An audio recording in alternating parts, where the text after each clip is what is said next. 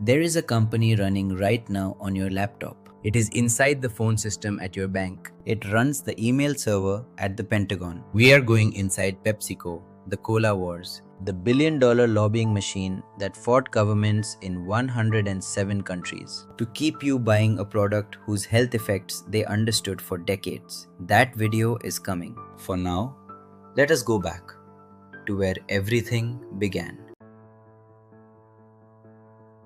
The garage, Albuquerque, New Mexico. The Harvard dropout, Bill Gates. One dream that nobody believed. Albuquerque, New Mexico. Two friends.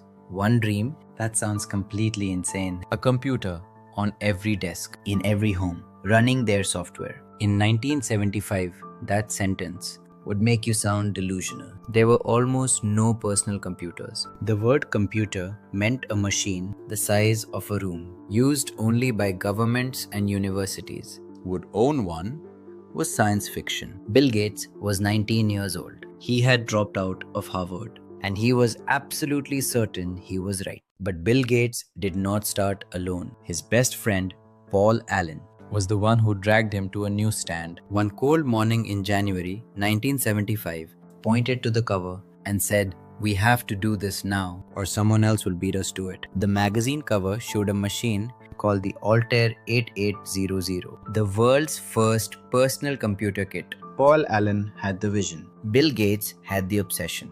Together, they called their company Microsoft with a hyphen. The IBM deal, the smartest hustle in business history. Here is where the story gets extraordinary, and almost nobody teaches this part correctly. In 1980, IBM, the biggest, most powerful technology company on the planet, needed an operating system for their new personal computer. They asked, "Do you have one?" But he did not have one. He hung up the phone and immediately called a small company in Seattle that had built something called QDOS, Quick and Dirty Operating System. Gates bought the rights to it for $50,000. He kept the right to sell it, the move that made him a billionaire. He kept the right to sell it to everyone else. IBM thought they were getting a tool. They were actually handing Gates the toll booth for the entire personal computing industry. Bill Gates is one of the most psychologically interesting people in business history. He had a pathological fear of mediocrity,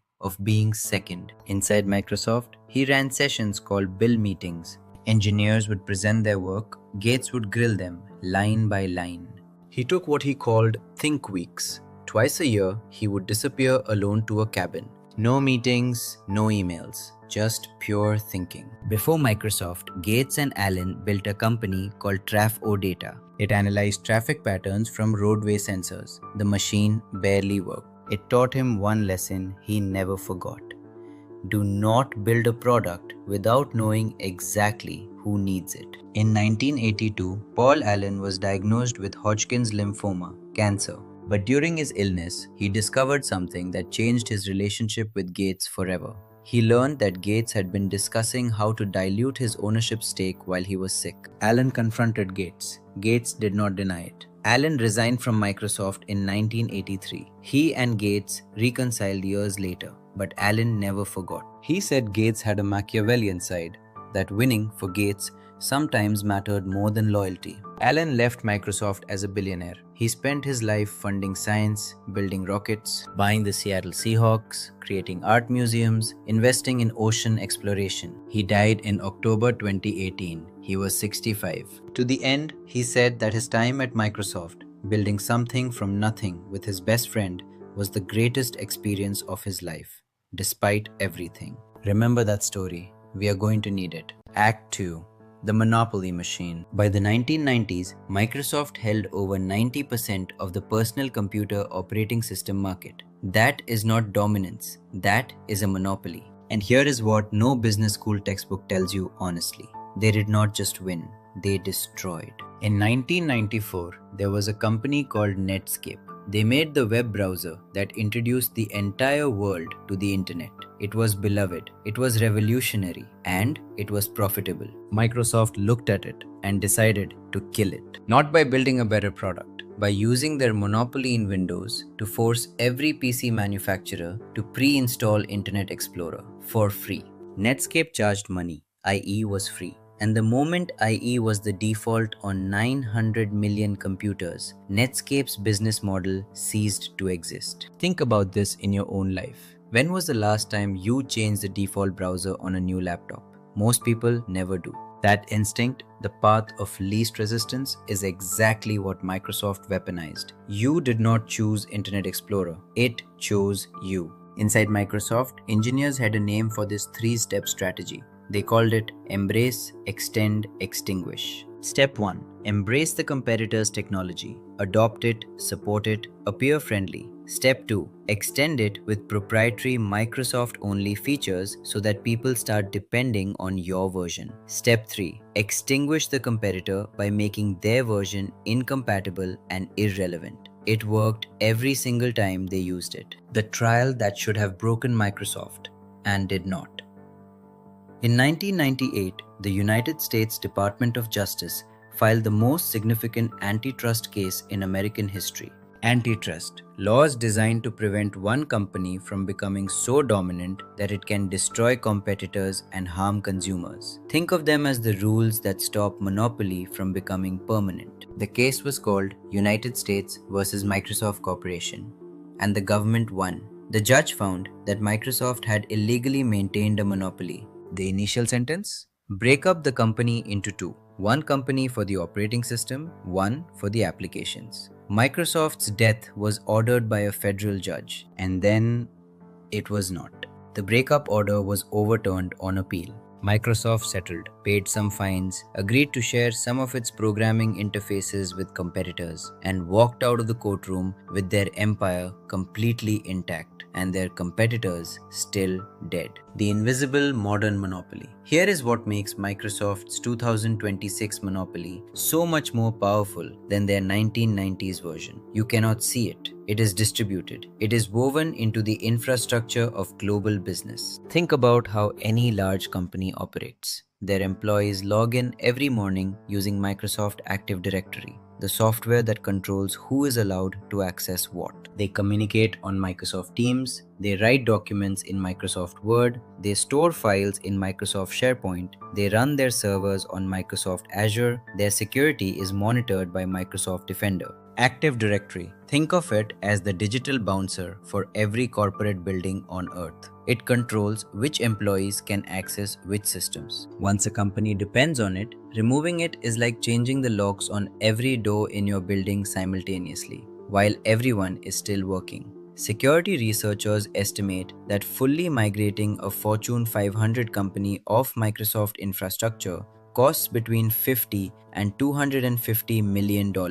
It takes years. It requires freezing other projects, and the risk of data loss during migration is significant. This affects you personally. If you work at any company with more than a few hundred employees, you are almost certainly inside the Microsoft ecosystem right now. Your work emails, your contracts, your performance reviews, your salary information, all of it running on Microsoft infrastructure, which means every security failure we are about to discuss is not just a corporate problem, it is your problem. The team's tactic. How they killed Slack in 3 moves. 2017. A product called Slack had become the most beloved workplace tool in a generation. Microsoft watched, then did exactly what they always do. They built a Slack competitor called Microsoft Teams, then bundled it into every existing Microsoft 365 subscription, free. For every company already paying for Office, which was almost every company on earth, Teams appeared on their computers overnight at zero additional cost. Slack charged $8 to $15 per user per month. Teams was free. Not because Teams was better, it was not, but because the price difference was impossible to overcome. Slack was eventually sold to Salesforce for $27 billion. The European Commission ruled the bundling anti-competitive and forced Microsoft to unbundle Teams from Office 365 in Europe in September 2025. But the damage was done. The market was captured. This is the pattern. This is how it always works. And it is about to play out again in AI. But we need to get to the mistake first. 1 second silence. January 9th, 2007. The day Microsoft's future was decided by someone else. Steve Jobs walks onto a stage in San Francisco. He is wearing his black turtleneck, He has a small rectangle of glass in his hand and he says, "We are going to make history today." In Redmond, Washington, Microsoft's headquarters, the reaction was contempt. Steve Ballmer, then CEO of Microsoft, was asked on camera what he thought of the iPhone. He laughed. He literally sat back in his chair and laughed. Then he said, and this is an exact quote, "It's the most expensive phone in the world. And it doesn't appeal to business customers because it doesn't have a keyboard. $500? Fully subsidized? With a plan?" I said, "That is the most expensive phone in the world. And it doesn't appeal to business customers because it doesn't have a keyboard." He was wrong about everything. Within 6 years, the iPhone was the best-selling product in the history of consumer electronics. But here is the part that is even more embarrassing. They were already in mobile. They had something called Windows Mobile, a smartphone operating system, which launched in 2002. They were already in mobile. They had something called Windows Mobile, a smartphone operating system, which launched in 2002, 5 years before the iPhone. They had the head start. They had the resources, they had the relationships with hardware manufacturers, and they lost everything. Why it really happened, the untold details. The conventional story was asked on camera what he thought of the iPhone. That is partly true, but it misses the deeper explanation. Here is what actually happened in sequence. 1. The antitrust trial of 1998 to 2001 consumed Gates personally. He was deposed, he was cross-examined, his emails were read in open court. He watched his legacy as a builder turn into the reputation of a monopolist. During those years, the best engineers at Microsoft were pulled into legal and compliance work rather than mobile innovation. 2. Microsoft's culture, built by Gates, rewarded protecting existing revenue streams above everything. Windows was generating billions. Office was generating billions. The incentive structure inside Microsoft actively discouraged people from cannibalizing those businesses, even in favor of the future. 3. In 2005, while Microsoft was fighting to protect its desktop monopoly, Google quietly acquired a small startup for $50 million. That startup was called Android. $50 million. That is what Android cost Google. Android now runs on 3.6 billion devices globally. Gates admitted it himself. In his own words, "The greatest mistake ever is whatever mismanagement I engaged in that caused Microsoft not to be what Android is." Android is the standard non-Apple phone platform. That was a natural thing for Microsoft to win between Apple and Google that Microsoft has never penetrated. We were distracted during our antitrust trial. We did not assign the best people to do the work. So it is the biggest mistake I made in terms of something that was clearly within our skill set. He calculated what it cost. His number, $400 billion. That is money that transferred from Microsoft to Google. It permanently established a mobile duopoly between Apple and Google that Microsoft has never penetrated. Today, on the most personal computer that has ever existed, the phone in your pocket, Microsoft is completely invisible. Think about your own phone. It runs iOS or Android, not Windows. Every app you use, every photo you take, every message you send, processed by infrastructure that Microsoft had a legitimate shot at owning and lost because its CEO laughed at the wrong moment and its founder was busy in a courtroom. That is how close it was. The Nokia disaster, throwing good money at a dead problem. By 2013, Microsoft knew they had missed mobile. So they did what panicking giants always do. They spent money. They acquired Nokia's devices and services division for $7.2 billion. They thought owning the hardware would fix the software problem. It did not. The Lumia phones were actually well built, good cameras, good hardware, but they ran Windows Phone, an operating system with almost no apps. Developers did not build for Windows Phone because users were not there. Users were not there because there were no apps. The classic death spiral. By 2015, Microsoft had written down $7.6 billion on the Nokia acquisition, more than the entire purchase price. They killed the product line entirely in 2017. Gates later referred to it with dark humor. That's a few $100 billion here or there. Oh well. Paul's story. Paul Allen watched all of this from the outside. He had left Microsoft in 1983.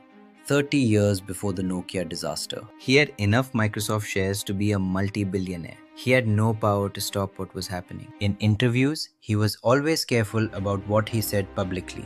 But in his memoir, he wrote about the culture he had left. The one that prioritized winning over everything. The one that prioritized winning over everything. That crushed competitors rather than innovating past them. And he said it was the seed of the company's worst failures. He did not need to say, "I told you so." Before we go any further, I need to stop. Because we have spent the last 15 minutes building a case against Microsoft. And if this video is going to be genuinely useful to you, whether you are an investor, an entrepreneur, or just someone trying to understand the world, you deserve to hear the other side. So here is the strongest possible argument in Microsoft's favor, stated as honestly as I can.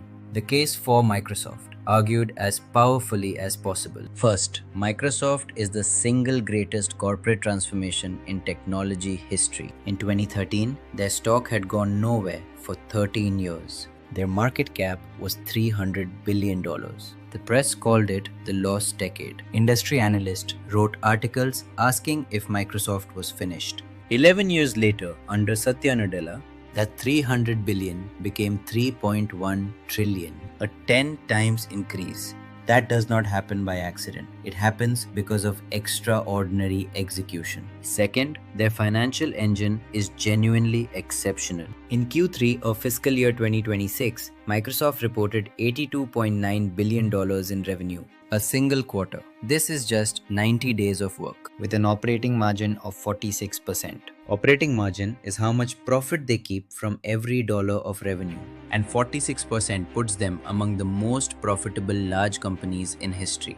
They generate so much free cash flow that they can afford to spend $190 billion on AI infrastructure in a single year and still return capital to shareholders. Third, the GitHub acquisition, which everyone laughed at in 2018, is now regarded as one of the best technology acquisitions ever made. 100 million developers, an incredible scale for any platform. The platform where the world's software is built. And GitHub Copilot, an AI coding assistant built on top of it, now has 4.7 million paying subscribers and generates over $1 billion in annual recurring revenue from a $7.5 billion acquisition that everyone said was overpriced. Fourth, Azure and Microsoft 365 represent the most powerful combination of cloud infrastructure and productivity software ever assembled. The switching costs, the genuine cost and disruption of leaving Microsoft create a moat that is almost impossible to replicate. Not because Microsoft is exploiting customers,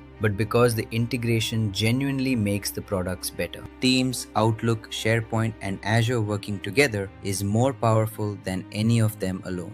Fifth, Satya Nadella's cultural transformation is real. The stack ranking system, where employees competed against each other for fixed quotas of performance grades, creating a toxic internal environment, was abolished. The combative, fear-based culture of the Gates era was replaced with what Nadella called a growth mindset, and the results are visible. Microsoft attracts top talent again, ships products faster, and has become a genuine partner to the developer community rather than a predator. That is the case for Microsoft. A genuinely strong case. Hold it in mind as we go into the next section, because understanding both sides is what separates smart observers from reactive ones. 2-second silence.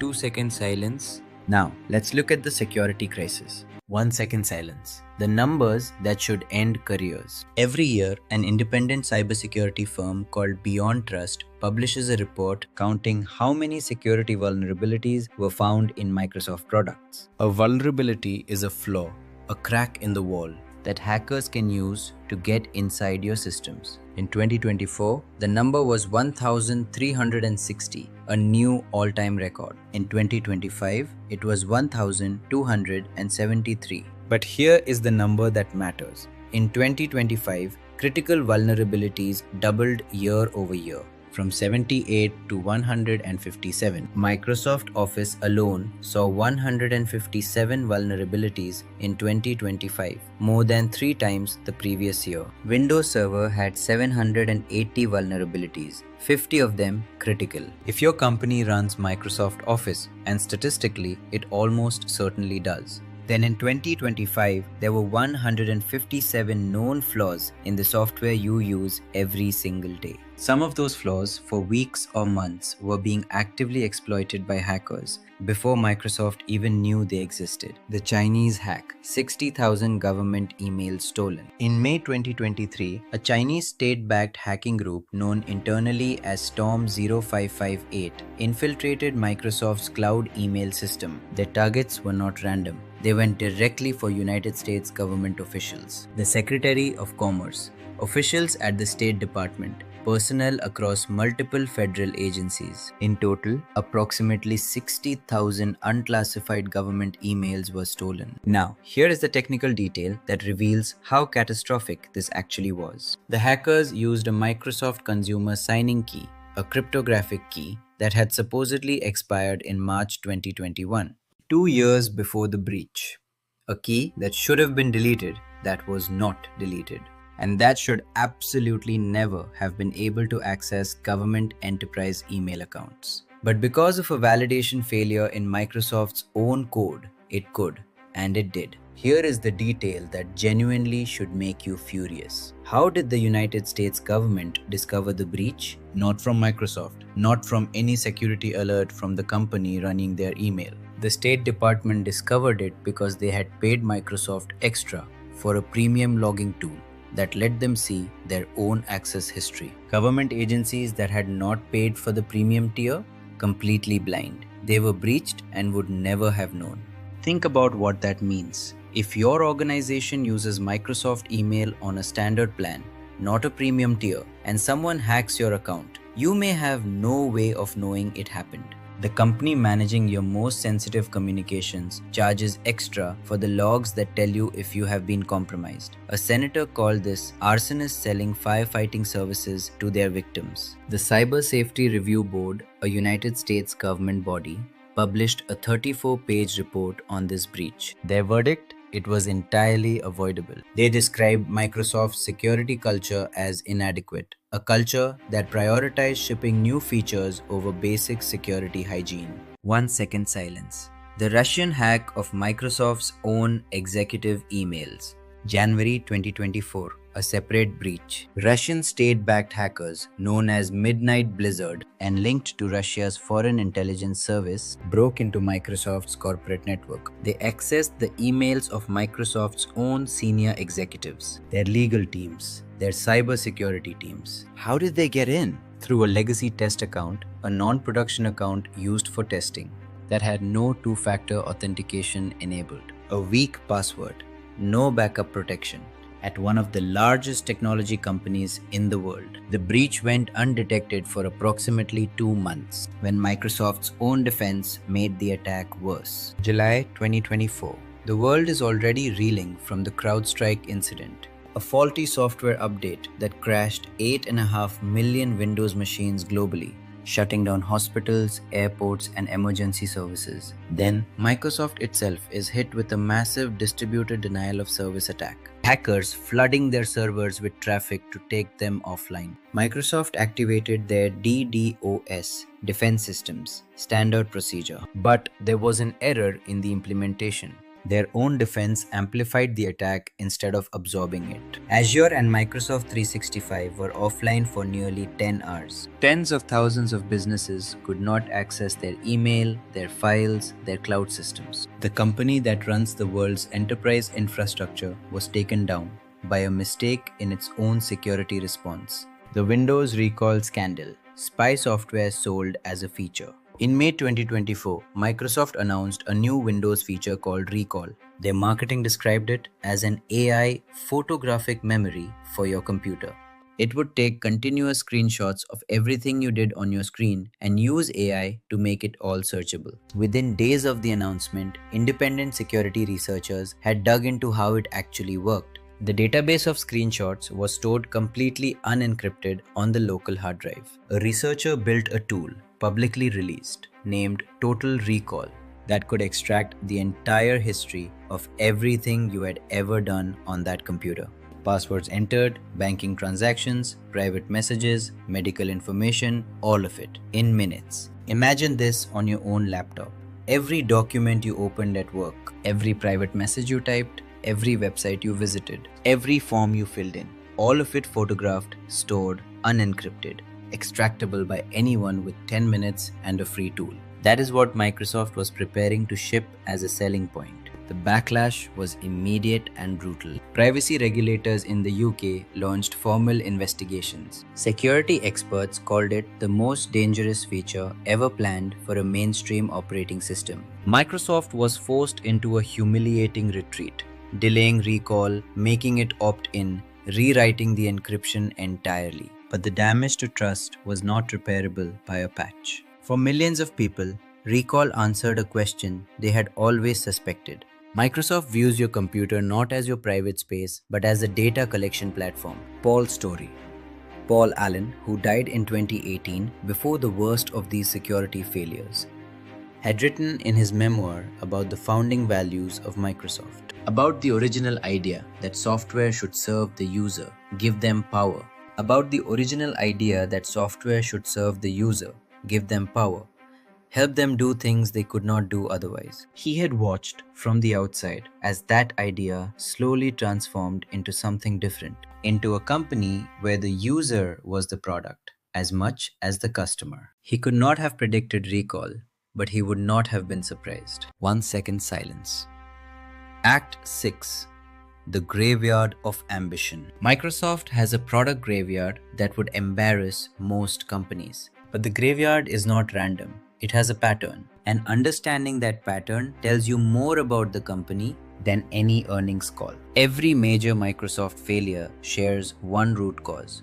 They built the product for the engineer who designed it, not the person who needed to use it. They understood technology. They did not understand people. Microsoft built a competitor called the Zune. 2006, Apple's iPod owned portable music, larger screen, wireless music sharing between Zune devices, FM radio, and here is the detail most people do not know. The Zune was technically superior to the iPod in several ways. Larger screen, wireless music sharing between Zune devices, FM radio, a genuinely beautiful interface. This was Metro's true debut. The first Zune was also brown, a large plastic brown brick, while Apple was selling sleek white elegance. But the color was not the real problem. The real problem was iTunes. Apple had built an entire ecosystem, device, software, music store, that worked together seamlessly. Microsoft had Zune Marketplace, which used a confusing Microsoft points currency instead of real money.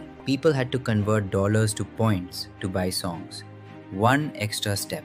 That is all it took. The Zune was discontinued in 2011 after losing over $1 billion. The lesson: in consumer technology, the best product does not win. The best ecosystem wins. This is the consumer law. Windows Vista, the year Microsoft lost consumer trust. 2007, the most anticipated Windows update in years arrives, and it is a disaster. Vista required hardware that almost no existing computer could handle. It launched with thousands of driver incompatibilities.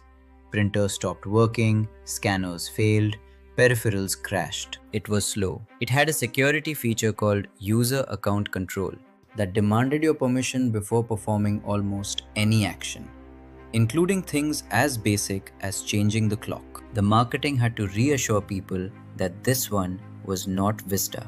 People were reverting to an older operating system to escape the new one. Vista was so bad that Microsoft's next release, Windows 7, was essentially a global apology. The marketing had to reassure people that this one was not Vista.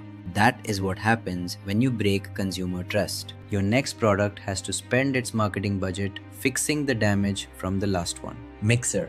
You cannot buy community. 2016, Microsoft acquired a streaming platform and rebranded it Mixer to compete with Amazon's Twitch. In 2019, they paid Tyler Ninja Blevins the world's most famous gaming streamer, reported $30 million to leave Twitch and stream exclusively on Mixer. They paid other major streamers tens of millions more. In June 2020, 14 months later, Mixer was shut down.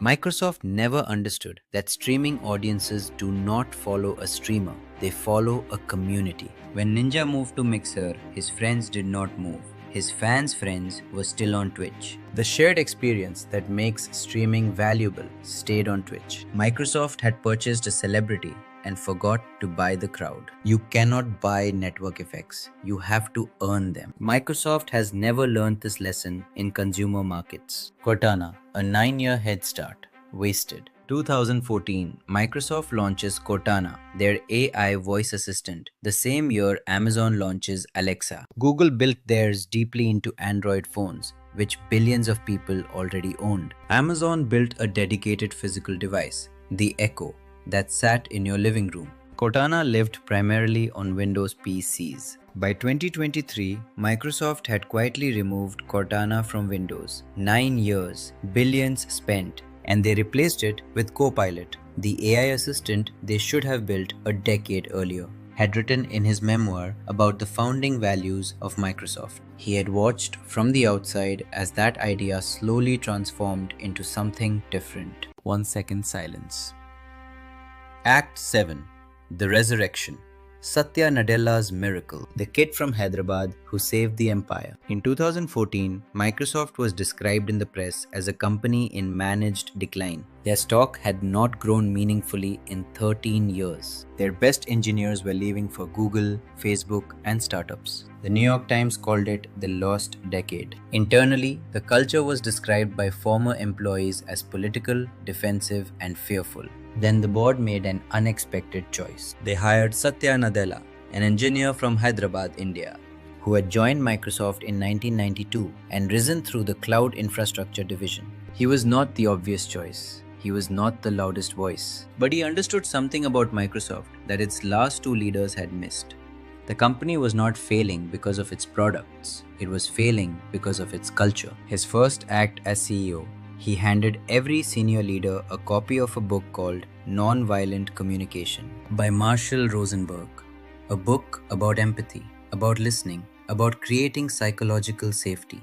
Inside a company where the founder's most famous feedback was, "That is the stupidest thing I have ever heard." This was a revolution.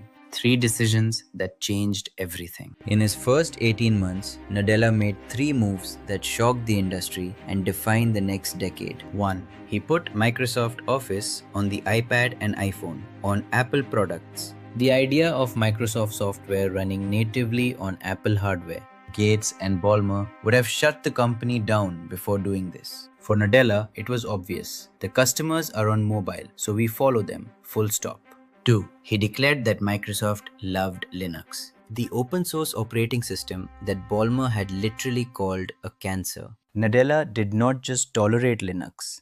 He made Azure the most Linux-friendly enterprise cloud platform in the world. He understood that in the cloud era, you do not need to own the device or the operating system. You need to own the infrastructure it runs on. 3. He shifted the entire company from Windows first to cloud first. Azure became the center of gravity. Every product, every decision, every acquisition, not being the measured against whether it strengthened the cloud business. The result? Microsoft's market capitalization went from $300 billion in 2014 to $3.1 trillion in 2026, a 10 times increase. One of the greatest corporate turnarounds in history. The GitHub bet, the acquisition everyone mocked. 2018, Microsoft announces they are buying GitHub, the world's largest software development platform, for $7.5 billion. The developer community erupted. GitHub was beloved. It was neutral territory. It was where the world's software was built, openly and collaboratively. Developers immediately threatened to move their projects. The headlines called it a mistake. Today, GitHub has 100 million registered developers. It is the foundational platform for global software development. And GitHub Copilot, an AI pair programmer built directly on top of it, generates over $1 billion annually from 4.7 million paying subscribers. The acquisition that everyone said was overpriced is now studied as one of the best capital allocation decisions in technology history. Paul's story. Paul Allen died on October 15, 2018, the same year as the GitHub acquisition. He did not live to see Azure become the backbone of global enterprise, or GitHub Copilot, or the OpenAI partnership. He had watched Gates go from his co-founder to one of the most powerful men in history. He had watched the company they built become something that no one had imagined in that garage in Albuquerque. In his last years, he gave billions to science, to art, to ocean exploration. He said he had no regrets. That is either true or the most dignified thing a person can say. 1 second silence. The OpenAI bet, the most consequential investment of the decade. In 2019, Microsoft invested $1 billion in OpenAI, a small AI research lab most people had never heard of. The investment was met with polite indifference from the financial press. Then in November 2022, OpenAI released ChatGPT. Within 90 days, it became the fastest growing consumer application in history, reaching 100 million users faster than any product ever had, including Instagram, including TikTok. Microsoft moved immediately. They invested an additional $10 billion. They integrated GPT-4 into Bing, into Office, into GitHub, into Azure. They renamed their AI assistant Copilot and embedded it everywhere. Total investment in OpenAI, over $13 billion. What they received in return? The right to commercialize OpenAI's technology across their entire product suite. And crucially, every single ChatGPT query in the world ran on Azure's infrastructure. Microsoft was making money every time someone asked an AI a question, anywhere, on any device. In Q3 of fiscal year 2026, Microsoft's AI business surpassed a $37 billion annual revenue run rate, growing at 123% year over year. Azure grew 40%. Microsoft Cloud revenue hit $54.5 billion in a single quarter. These are extraordinary numbers. But underneath them is a story the press releases do not tell. Microsoft Copilot for Microsoft 365, the AI assistant embedded into every Office product, has 15 million commercial seats as of early 2026. That sounds impressive. But there are 450 million Microsoft 365 commercial users. Copilot has reached just 3.3% of its own existing customer base. And between July 2025 and January 2026, independent market research showed Microsoft Copilot's share of paid AI users dropped from 18.8% to 11.5%. While their revenue is growing, their share of the AI user base is shrinking. Here is the reality that Microsoft will not include in an earnings call. Microsoft Copilot is supposed to work by analyzing your company's internal data, your emails, your documents, your meeting notes, and delivering AI-powered insights specific to your organization. The pitch is compelling. The problem is that most companies' internal data is what IT professionals call a data swamp. When Copilot tries to search this chaos to answer a question, it frequently retrieves the wrong files, generates confidently incorrect summaries, and presents hallucinated information as fact. One bad experience is enough. An employee asks Copilot for a summary of last quarter's contract with a client. Copilot invents figures. The employee sends the summary to the client. The trust in Copilot is gone instantly, and it takes months to rebuild. Furthermore, starting June 1st, 2026, Microsoft shifted GitHub Copilot from a flat monthly fee to usage-based billing, metered by the number of AI requests. Developers who had built their entire workflow around it suddenly faced unpredictable monthly costs. The backlash from the developer community was swift and significant. If your company has paid for Microsoft Copilot,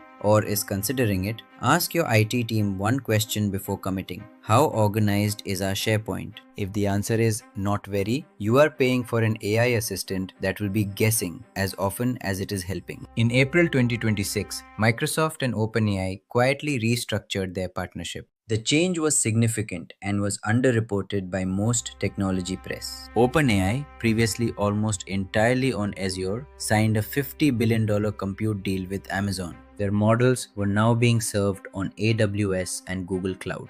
The exclusivity that had defined the partnership since 2019 was over. In exchange, Microsoft received: they stopped paying revenue share to OpenAI, they kept non-exclusive rights to OpenAI's intellectual property through 2032, and they retained first-mover shipping rights on Azure. But the headline is clear: Azure is no longer the exclusive home of the world's most powerful AI. And Microsoft is now racing to develop their own models, the Phi family, the MAI series, to reduce dependence on a partner who is increasingly working with everyone. Here is a detail that almost no mainstream coverage has caught. NVIDIA makes the chips that power almost all AI and charges extraordinary prices for them.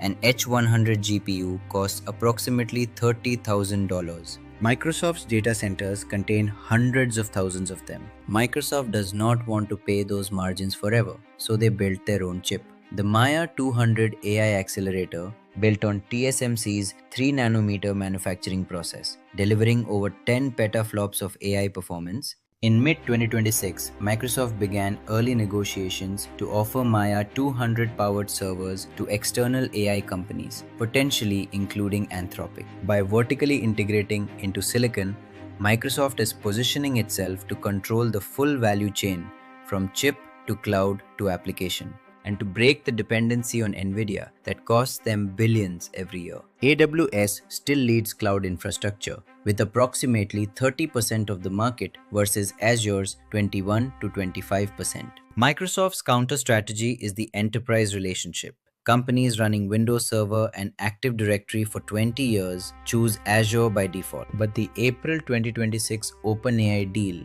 giving AWS access to GPT models, has weakened Azure's most distinctive AI differentiator. Google Cloud is growing at 63%, faster than Azure's 40%. Google Gemini's enterprise adoption has grown to 15.7% and is accelerating. Microsoft's Bing counterattack of 2023, which briefly threatened Google search, has stalled. Apple does not compete in cloud. They do not run data centers. But Apple Intelligence, Apple's AI platform, processes AI directly on the device, on the iPhone chip, without sending data to a server, without paying Microsoft or anyone else for cloud compute. If on-device AI becomes the standard, if the AI in your pocket works better than the AI in the cloud, Microsoft's $190 billion infrastructure investment starts to look like it bet on the wrong layer. Act 9. The verdict. You have sat with this company for 41 minutes. You have seen the origin, the monopoly, the mistakes, the security failures, the failures of consumer imagination, the resurrection, and the AI war. Now let us bring it together. Strength 1. The ecosystem flywheel. No company has built a more complete enterprise ecosystem. They are the only company that can offer a Fortune 500 organization a single contract covering every dimension of their technology stack. Strength 2. The recurring revenue engine. Microsoft 365, Azure Billing, Xbox Game Pass. These businesses generate cash every month. The stability this creates is unmatched, and it funds the AI infrastructure arms race that smaller competitors simply cannot afford. Strength 3. 40 years of enterprise trust. When a CIO needs to make a decision, calling Microsoft is the safe choice. Nobody ever got fired for buying Microsoft. This relationship capital took 4 decades to build. Strength 4. The GitHub developer moat.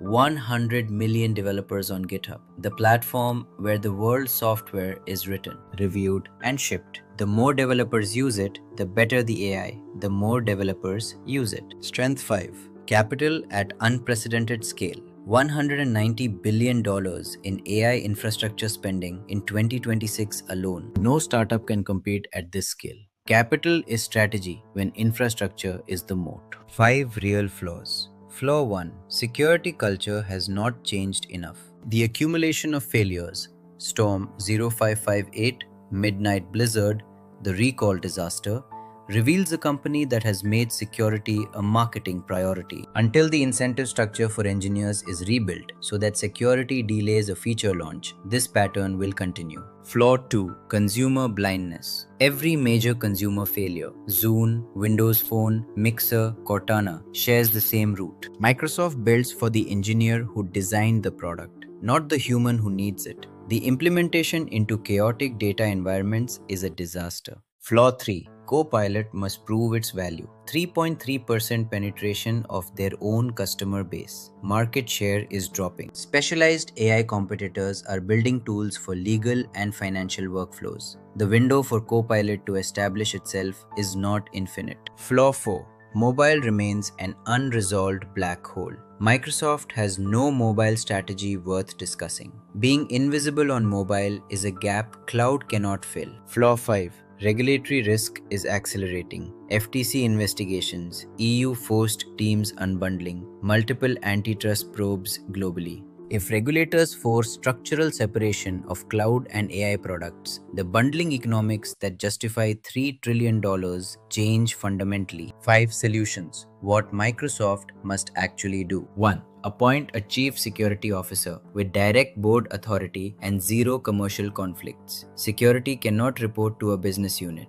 2. Help enterprise customers organize their data before selling AI on top of it. A copilot that hallucinates destroys trust in a single meeting. 3. Open Copilot's AI layer to third-party models. Allow enterprise customers to choose their AI model, OpenAI, Anthropic, Gemini, running inside the interface. 4. Make a meaningful move into mobile. Not building a phone, that era is over. Establish a presence on the device layer before on-device AI makes cloud obsolete. 5. Embrace transparency in security incidents. The era of burying breach disclosures and releasing the minimum legally required information is ending. Governments and enterprise customers are choosing cloud providers based on trust. Proactive, clear, detailed disclosure, even when it hurts, is the only path to durable enterprise trust. So, Microsoft, a company that started with a $50,000 purchase of someone else's code and turned it into $3.1 trillion of value. A company whose founder admitted, in his own words, to the greatest mistake in business history. A mistake that cost $400 billion.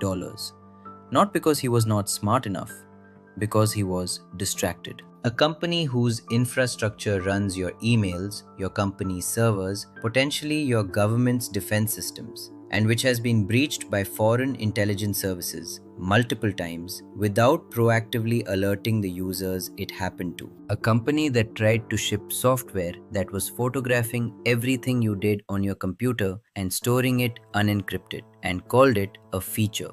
And also, a company that was declared dead by the press in 2013 that hired a leader who transformed a broken culture with a book about empathy that made a $7.5 billion acquisition that everyone called overpriced and turned it into one of the greatest investments in technology history, that is building its own AI chips to break the dependency on Nvidia. That generates $82 billion of revenue in a single quarter. That is the real Microsoft. Not the clean version, not the villain version, the actual version, where extraordinary capability and genuine failure exist in the same building at the same time. Where Paul Allen's dream of software serving people still lives somewhere inside the machine. And where the next chapter, AI native enterprise, agentic workflows, custom silicon, is genuinely uncertain in a way that makes it more interesting than any other company to watch. Now, the next one. I want you to think about a company that has spent decades telling you that what they sell is refreshment, enjoyment, choice. What if I told you that their own internal research, documented, dated, suppressed, showed they understood the addictive properties of their product before governments started asking questions? What if I told you they lobbied against health labeling in 107 countries simultaneously, that they funded academic research designed to produce specific conclusions, that the cola wars you learned about as a business school case study were partly theater, Two companies that, at the executive level, understood exactly what they were doing. That is PepsiCo, the full story, the lobbying machine, the nutritional science they would rather you not read, the supply chain, the brand psychology, and why the most interesting part of the story is not the cola at all. Subscribe. That video is coming and you will not want to have missed this one when it arrives.